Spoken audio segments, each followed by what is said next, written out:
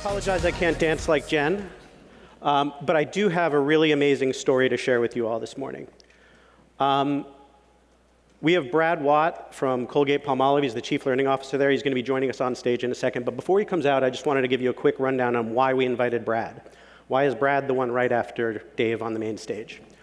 And the reason is three reasons, actually.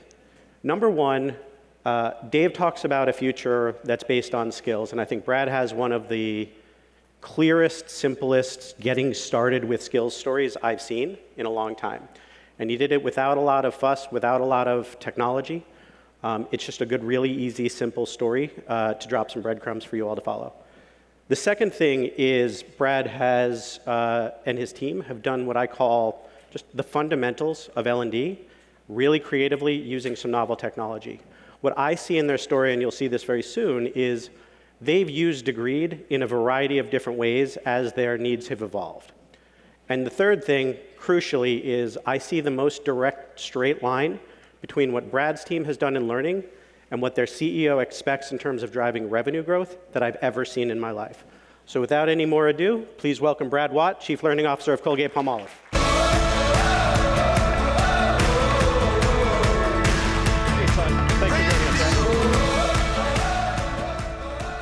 So I realize you all had breakfast and then have been sitting here for a couple of hours, so I'm going to get right to it.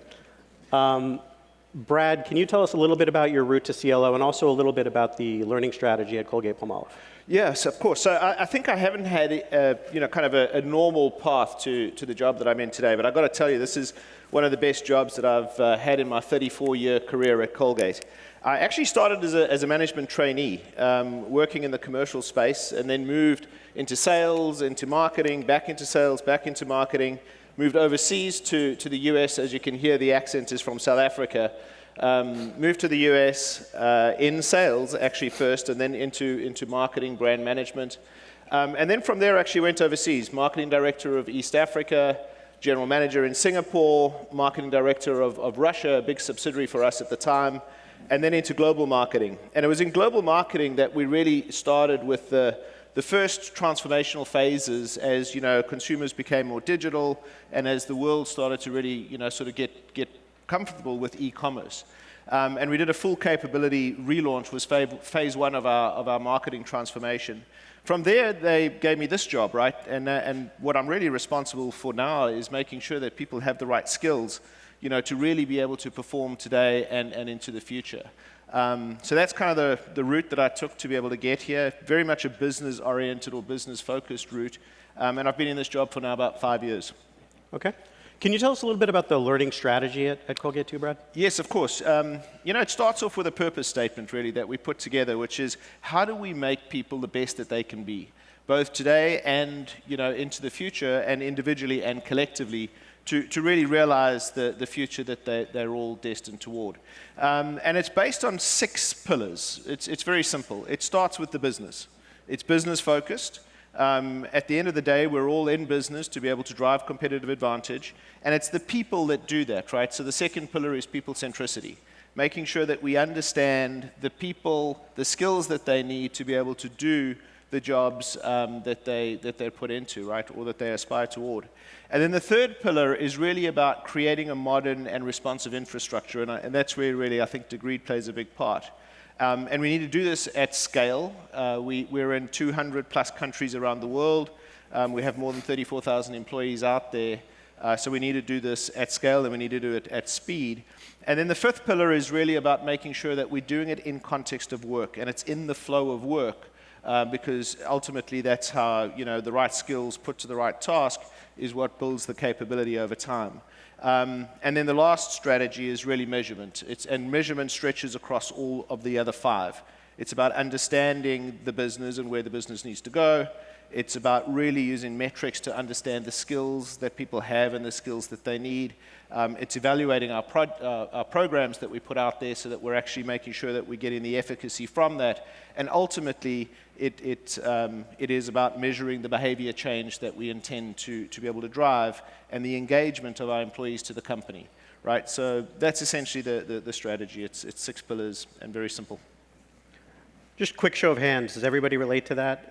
Sounds pretty similar to what you talk about in your companies? I see about a half of the hands going up, but I can't really see much. All right, so Brad said a couple of these things as well. This came from an MIT Sloan Management Review article a few years ago during COVID, but this hit me really hard, and I think about this a lot in my work. Because I have this conversation with almost every customer I come into contact with. But that last line, this is easier said than done, that's the thing that I really stick on. Because I hear it a lot, but I also have conversations with lots of you wanting to figure out where do we go next? What do we do with the product next? How do we start to get closer to our objectives? So I want to take you a little bit through Brad's story that I see, and then we're going to talk to Brad about how he's done that with his team. Brad's story started out like a lot of yours. There was a big launch, big bang. They were using the product very much like a portal. Brad calls it a Google use case, I think. Year one was great, and then things kind of flattened out. And then they started asking themselves, now what? Quick show of hands, who's been here? Okay, keep your hands up, hold on. Now drop your hand if you're past here. Great, all right. Well, let's see how Brad got there. How it's going today, and this is 2022 results, Brad will talk a little bit about 23. Now they're using Degreed differently. Now they're starting to use Degreed as a tool to run digital learning programs that are blended but incorporate a wide variety of tools and methods. Last year, or in 2022, upskilled 14,000 people across the business in data and analytics, assessed 5,000 of those people for their skills, and 3,500 of those people earned badges. So this was year two of a 3-year cycle. That program has gotten recognition all over the company. So HR is noticing that individuals are feeling the recognition that everybody says they want.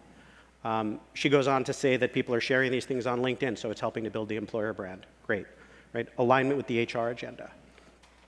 Their chief digital officer, Brigitte, who Brad will talk quite a bit about, says she can't do her job without his team. These were incredibly easy to find for Brad's story. They're very hard to find in general, right? And these are out in the public domain, in the media. But what you don't see is what's happening on the other side, right? They're excited because for the first time, they can see the skills that matter to achieving the specific objectives that they've set out for themselves. So here's two of them where they've talked publicly about how they've made progress against these objectives. And these both came from the CEO talking to investors about what their upskilling program has been doing. And he's been very consistent about that. And it's not just me saying this, it's literally their chief digital officer saying that the upskilling program directly led to the specific capabilities that they were looking to put in place to drive their objectives. And their CEO taking notice at the next level, which is ultimately this is all about revenue growth management. Does anybody know what revenue growth management means? It's a very technical term. I looked it up. It's basically CEO speak for pricing power.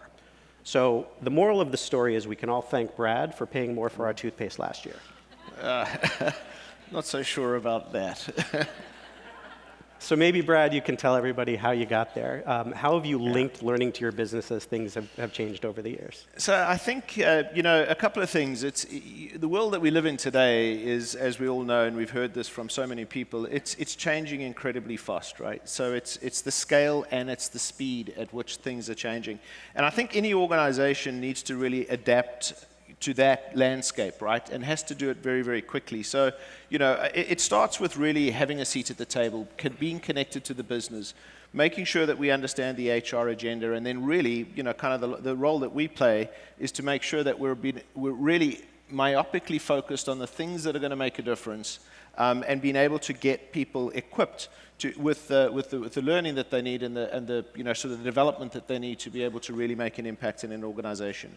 I think in the old world, and I reflect on my career at Colgate, and the reason that I moved through the different ranks was it was largely experience-based. You were given a role, you were able to perform in that role, and then you moved on to the next role.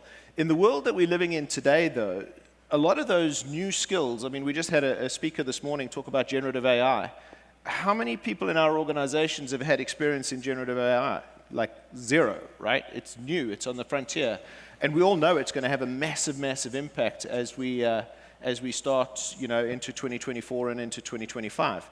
So it is the ability to be able to make sure that we understand what are those critical skills and then be able to get people connected to content that's going to help them understand and build that skill before they actually get the opportunity to have the experience, right? And we need to be able to do two things. Number one, identify which skills are the important ones, and B, make sure that we, sort of as we look at the organization, have an inventory of those skills so that it can better inform our, sort of build, buy, borrow type strategy. So that's what this chart really talks about, is that evolution of, where we've come from, where we are today, and where we really want to go tomorrow. It is making sure that we're doing it in a way that is able to scale and move at the speed of change. So what I found really interesting about how you tell your story, Brad, is sort of the very clear demarcations between these different periods of strategy. Yeah. Can you talk a little bit about the kind of journey that got you to this point and kind of where you're headed next?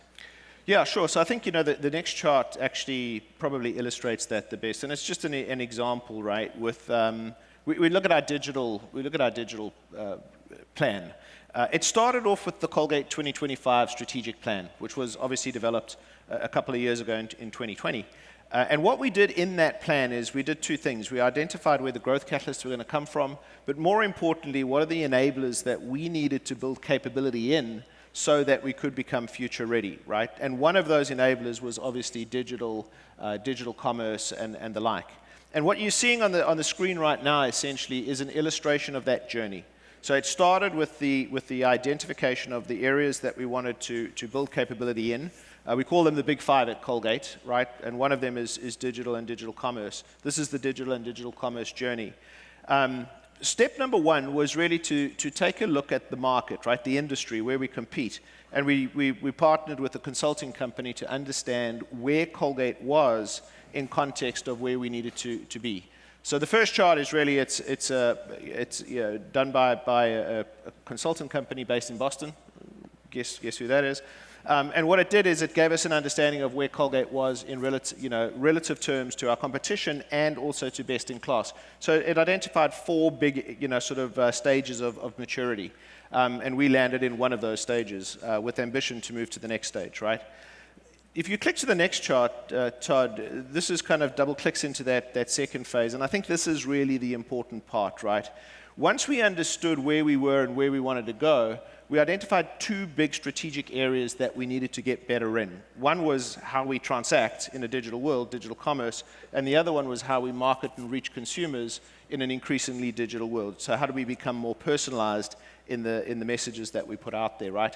And then from there were 6 areas that we needed to really build business capability. And what we did then as a team working with the business was then pass out what those focus skills needed to be in each of those 6 areas. And I think that's, as you mentioned before, it's not scientific and it wasn't, it wasn't overthought. But what we were able to get to really was in each of those 6 areas, what are those very specific skills that individuals needed to develop and build so that we could actually drive the business KPIs that you see in those bottom circles. And I've removed all the data from this chart because there's intellectual property, so it's just there as an illustration. And that was the start of the journey, right? So what are those power skills that the organization needed? Who in the organization needed them? And then what was the journey to build them? So if we go back quickly, I'll take you through the rest of the story. So the rest of the story, once we identified the power skills, we then broke it into audiences. And we said, what is it that everybody at Colgate needs to know, right? Demystify digital so everybody's on the same page. What is the nomenclature? How do we talk about it as an organization? And what is the expectation so that things can actually work? So we did, using Degreed actually, we put out a couple of modules that really educated the whole organization enterprise-wide. From there, we actually started to get very, very choiceful. What does the C-suite need to know so that they can ask the right questions of the organization, which drives the right behavior? Then, what do the leadership teams across the world need to know? We were at 6 divisions, and we really ran 6 boot camps so that the leaders in the organization could understand what it was that we needed to change and what resources needed to be provided to be able to enable that change. And only then did we get to the practitioner boot camps, right? And we ran eight boot camps across the world that were very experiential in nature, which actually taught people to do the jobs that they needed to do. And that was just the start. You know, I think in a lot of organizations that I speak to, they stop there. What we actually realized, though, is it needed to continue. And you spoke a little bit, Todd, about the badges before. The badges, when we first started with badges, was kind of a form of recognition. You know, I've done my bit, and I got a badge, and I feel good, and I posted on LinkedIn. What actually came out of using the badges was something I think a lot more important. The badges posted, you know, out on LinkedIn, but recorded in Degreed, started to give us visibility to those people that were actually earning those badges. And that information became very powerful in, you know, performance management and succession planning, because now we had an inventory and visibility of all the people that were actually collecting these badges. And that became a lot more motivational for individuals when they started to see that this is not only just about showcasing it on LinkedIn, but rather it starts to have an impact in terms of where I want to go in my career and in succession planning, right? So in 2021, we started the badging program. Then we actually did a personal skills assessment, which helped to then help people update their profiles on Degreed with a more accurate, you know, sort of showcase of how they stood in their skill development, right? And this was a proper skill assessment that enabled us to do that. From there, we launched, looking at that skill assessment, we could see where our gaps were. We launched the 2022 badging program, and then we did another big benchmarking study to see how we had progressed in those 3 years. And really good news, we'd actually leapfrogged a lot of our competitors and started to move into the next quadrant, right? That information then informed the 2023 program, which we just launched last year, and are busy finishing it off this year, right? So the power here, though, is twofold. And you mentioned that I used to talk about Degreed as a Google, you know, sort of Google portal. Degreed is not a Google portal. Degreed is way more powerful than that. If you unlock the potential of skills in Degreed, that's where it really, really helps. Because what you're able to do is really personalize the learning, right? If you do the right sort of skills assessment and you get people to update their skill profile, then the AI works magic. That way you really create that continuous cycle of learning that is really in the flow of what people need to do. And I think that's really the power of how we're using Degreed now. Okay. The other thing that I think is really interesting about your story that's kind of not visible in this slide or any of the others is from the time you started in your role to now, your team looks a lot different. They're doing different work. The organization is different. There's different roles with different skills there. Can you talk a little bit about how your team has evolved to enact these strategies? Very much so, yeah. So I think I'll start off with our what we call our learning partners. Our learning partners essentially are consultants to the business. They sit at the same table, they have the same conversations, and they really are interconnected with the business. And that is super powerful because it really gives us that myopic focus that we need so that we understand, you know, what we need to do. The second part of our team really is what we call our design and development team. And this models more of an agency than it does a traditional learning team. So these guys, I've got folks in there that are graphic designers. They can create podcasts. They can create, now using Gen AI, we're actually using a tool called Synthesia, which is just a game changer when it comes to actual video production. And that's what their skill set resembles, right? And then, of course, I've got learning designers that understand how adults learn. And then we've got a metrics team and we've got a technology team, right? So the technology team, obviously very, very important as we try and modernize the learning experience to give people the experience that they would be used to, you know, outside of their work environment, right? So that's what the team, you know, kind of resembles today, which gives us the agility that we need to be able to move much faster than what we've been able to do in the past. Okay. Well, let's talk a little bit more then about the technology, right? So your people have changed, the work that they're doing has changed. How has your use of technology and data across the department and throughout the business changed? Actually, if I'd seen David's chart before, I would have replaced it with this one. But it is an ecosystem, and I think that's the important thing. To create a really modern environment, what you need to be able to do, and there's two really important things coming out of this chart. I'm not going to go through the detail. Obviously, Degreed is our way in for learners. It is the interface that they use, right? It connects the content and it connects all those other things. I think as you think about a digital learning experience, though, the one thing that digital does is it collects an inordinate amount of data. Right, and as you think about your tech stacks, what really is important is not only just making sure that you've got the right, interfaces that your employees can use, but that you're collecting the right data, you're organizing that data, and you're gaining, so that you can gain insight from that data. And that's what this tech stack does. It connects all of the different elements that we've, historically had, and that we continually add. It connects the content. But more importantly, it actually aggregates the data so that we can actually use it for insights to be able to evolve even faster than we've done in the past. Can we talk a little bit about how you're using that data? Yes, of course. So I think it starts with skills. Actually, this is a good example. This is a real employee. So obviously taking his name out for privacy purposes. But I literally pulled out his profile from LinkedIn, and he is a prolific learner. We need more of these in any organization. But just, if you look at this chart, I think the first thing is, on the left-hand side, you see all the skills that he has chosen that he wants to learn about, right? And the little star is how he's, kind of, for this period, and David, spoke to it earlier on, this is his winter semester, not his spring semester, right? So what he's done is he's highlighted a few areas where he wants to get better. If you look at the signals, though, and this is where you can really create intel from the data, he's got 281 signals on digital.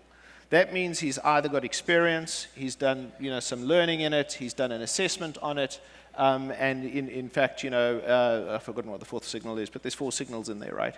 But these signals give us an indication of just how active he is in building that skill of digital. And that is powerful, right? Because you can now get visibility of the individuals. And you can see on the right-hand side is how we then use those badges to be able to create visibility of the people that have done the courses that we want them to do. As I mentioned earlier, we've only got 5 big capabilities, right? So it's very focused. Digital is one of them, and what you're seeing on the screen are the 4 digital badges that we've offered in the 4 years, and Todd has earned all 4 of those. So that's how we get the data. The digital, just to give you an example, there is so much content in that digital. It's hard to even articulate how much learning he's actually doing, and he's doing it continuously, which is super awesome. So what does having this data change for you in your relationship with, for example, Brigitte or some of the other operating executives? Yeah, so Brigitte is an unbelievable partner, and we've got lots of them in the organization. But what it does is, just having the data, we're able to really see where we are on our skills journeys, right? So as we start the conversation for 2024, we've got a very, very good indication of the work that we've done and the work that we still need to do. And that plus the business KPIs is just so powerful, right? Because you can start to create focus. If you've got, the old adage, right? If you don't know where you're going, any bus will do. We know where we're going, and we know the skills that we need in the organization to get there, and the data is what really helps us to make sure that we're progressing and moving in the right direction. Okay. So I have one more question for Brad. We're going to have time for 1 or 2 questions from the audience, too, if you want to start thinking about that. So if we have mic runners, if you could start looking for hands. Last question for you, Brad. We've gone through the sort of before to now. What's coming next for you guys? Yeah, so I think, as you think about any organization, what you really need to make sure of is that you understand kind of where the business is today and where the business needs to go in the future. That's the first step, because it helps to give you that focus on where you want to get there. You really need to understand the jobs that need to get done today and the jobs that need to get done tomorrow, and who in the organization is in target to get that, right? So the people centricity part, I think, is important. The thing that I think I've learned over the last couple of years, though, and we've spoken about it even now today, we talk about the big 5, which are the future capabilities. any organization has turnover, right? And the fundamentals are as important as the future skills. So, as we think about people-centric and we think about people as a collective, it's the core skills that they need. It's the way that work gets done in your companies that is really, really important. So a focus in on those fundamentals, I think, is a critical component. The strategic enablers or those future skills and those deep skills is as important, right? So it's not a this or this, it's a this and this. And then the leadership capabilities, the soft skills that an organization needs is also a critical component of how you build the whole human, right? So we've really looked at for 2024 is those three areas, the fundamental skills, the transformation skills, and then the leadership skills that drive the behavior in the organization and ultimately drive the culture in the organization so that we can become more of a learning culture and use tools like AI to be able to connect learning to individuals in a more personalized way. So that I think is definitely on the future sort of roadmap. And then just making sure that we're keeping pace with time, right? Because as we started out the conversation, it's not just that things are changing, it's the pace at which these things are changing that's important. And the only way that you're going to be able to build skill in the future is if you have this learning culture where people actually see the importance of building their full self, the growth mindset, sort of approach. So that's kind of where we're going right now. Great. Well, it looks like we have 2 minutes for a couple of questions. While we're waiting for the microphones, wanted to share how Brad's story ended. As of about 3 weeks ago, active usage is now up to 86%. So this is the power of alignment and the continuous learning strategy. And I think when I go back, I'm going to ask why it's not 100. Do we have I see one right here.